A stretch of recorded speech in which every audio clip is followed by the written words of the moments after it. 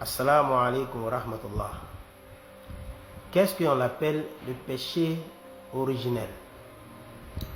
Bon, le péché originel, pour les chrétiens, c'est une croyance, voilà, qui dit que tout enfant né est né avec un péché. Ce péché,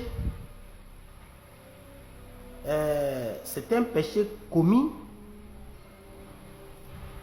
en tout début de l'humanité par notre père Adam. Donc pour eux, tout enfant qui est né va hériter de ce péché-là. D'après les historiens, on dit Adam a vécu il y a plus de 6000 ans. Donc pour eux, ce péché qui a été commis par Adam il y a plus de 6000 ans, nous qui n'étions pas là, voilà, parce que nous n'étions pas là, nous venons d'arriver. Donc pour eux, chaque enfant qui est mis au monde doit hériter de ce péché-là.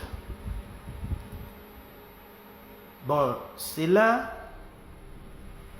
va à l'encontre de ce que Dieu dit dans le Coran. Parce que en islam, nous croyons que tout enfant qui est né sont nés purs, sans péché. Sauf les péchés que lui-même va commettre quand il va grandir. Mais un nouveau-né qui vient de sortir, qui vient d'arriver à l'islam, il est venu pur. Ok, pourquoi les chrétiens adoptent cette idée-là? Je vous ai dit que cette idée est humaine. Parce que Dieu n'a rien révélé à propos de cela. Dieu n'a rien révélé à propos de cette idéologie. D'abord, chez les Juifs,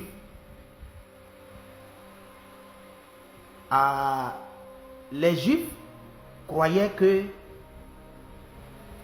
un enfant peut hériter des péchés de son père. Un enfant peut hériter le péché de son père. Pourquoi les Juifs croyaient en ça? C'est parce qu'il y a un verset de la Bible que les Juifs n'ont pas compris le sens. Il s'agit du livre de Exode, chapitre 34, verset 7. La Bible dit, à propos de Dieu parle à propos de lui-même, qui conserve son amour jusqu'à 1000 générations, qui pardonne l'iniquité, la rébellion et le péché,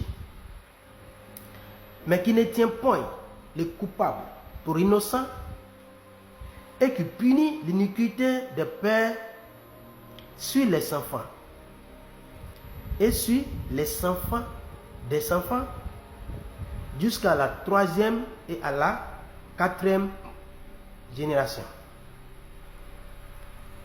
Voilà le verset en question. Mais ici, en réalité, Dieu parle des conséquences d'un péché. Parce qu'il y a le péché et puis il y a les conséquences que ce péché peut générer sur la personne même qui a commis le péché, sur ses enfants, et qui peut rester dans leur famille jusqu'à la 3e ou à la 4e génération, souvent même plus. Je vous donne un exemple. Un père de famille qui se met dans l'escroquerie ou quelque chose de ce genre, et que finalement l'État le prend, on le jette en prison. Il laisse derrière lui les enfants, sa femme.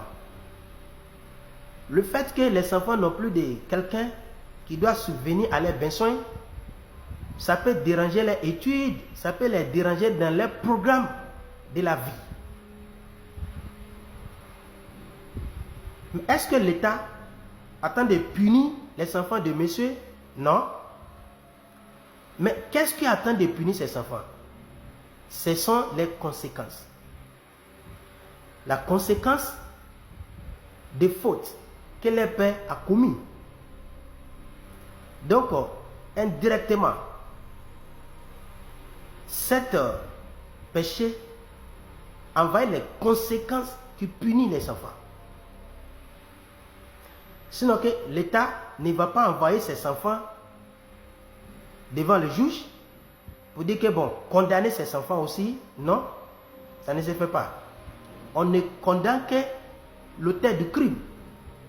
Mais son absence attend de générer des conséquences qui va détruire sa famille. Parce qu'il n'est plus là. Donc, ça c'est un petit exemple que je donne. Je donne un autre exemple. Par exemple, on a les dirigeants souvent qui ne se soucient pas de la population, qui gèrent mal le pays par la corruption et tout ça. Ok, le pays a le problème, les choses ne bougent pas comme il se doit, l'économie est tombée, le peuple souffre. Le peuple souffre. Dieu n'est pas en train de punir, la population pour des fautes commises par les dirigeants. Mais la population est en train de subir les conséquences des fautes commises par les dirigeants. C'est ce que d'autres appellent dommages collatéraux. Donc, c'est ce qui Dieu veut dire dans ce verset du livre de Exode 34, verset 7. Sinon, si Dieu a décidé, ou bien il commence à punir un enfant pour une faute commise par son père, alors on n'a plus le droit à l'appeler le Dieu de justice. Parce que même chez nous les hommes, on ne fait pas ça. On ne peut pas arrêter un enfant, le jeter en prison seulement parce qu'on ne voit pas son père qui a commis une faute. On ne peut pas faire cela. Ce n'est pas de la justice. Donc, quand on regarde aussi dans le Coran, chapitre 35, verset 8,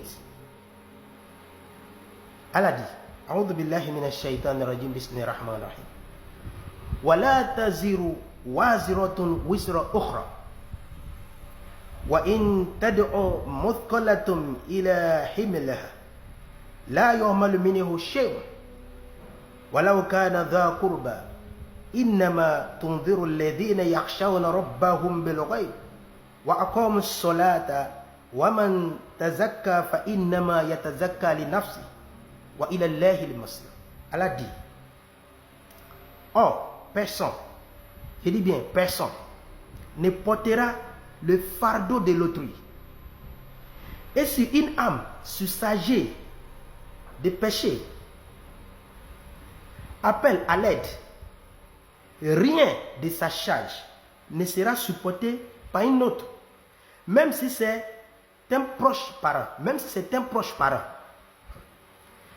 Tu n'avertis en fait que ceux qui craignent le Seigneur, malgré qu'ils ne le voient pas, et qui accomplissent la salat, et quiconque se purifie, ne se purifie que pour lui-même, et vers Dieu est la destination.